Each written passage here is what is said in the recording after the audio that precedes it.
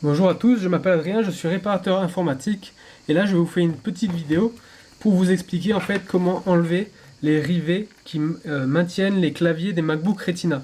Car comme vous le savez, si vous avez démonté un MacBook à écran Retina, ici en ce cas c'est un MacBook 13 pouces, vous avez des petits rivets qui maintiennent le clavier contre ce qu'on appelle le top case en anglais là, donc c'est cette grille qui sert à fixer différents éléments du MacBook dessus. C'est un peu la colonne vertébrale d'un MacBook, c'est cette grille, cet élément métallique.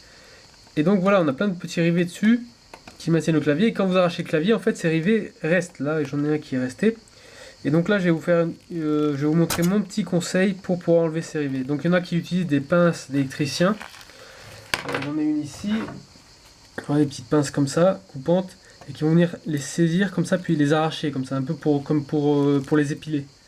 Sauf que le problème c'est que des fois ça marche pas très bien, et en fait ce que vous faites avec votre pince, c'est que vous coupez le rivet, vous le coupez à ras, et ensuite c'est impossible de le sortir. Moi j'ai trouvé une autre technique, c'est de prendre un couteau, voilà c'est un couteau voilà, classique, le célèbre couteau pointu, et ce que je fais c'est que je le place sur le rivet comme ça. Et ensuite, je vais m'en servir comme d'un burin. Et je vais taper sur le bout pour pouvoir sortir le rivet. Donc là, je tape avec une pince classique. Je ne tape pas avec un marteau. Et ensuite, en fait là, j'ai du mal à filmer et à le faire en même temps. Voilà, vous le positionnez à ras du rivet. Vous mettez des petits coups, pas trop fort, sinon vous allez raser le rivet. Mettez des petits coups.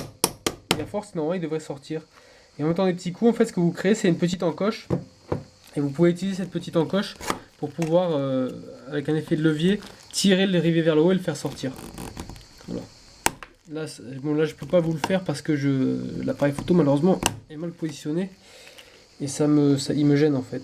Mais je pense que vous avez compris l'astuce. C'est vraiment quelque chose qui se fait au ressenti.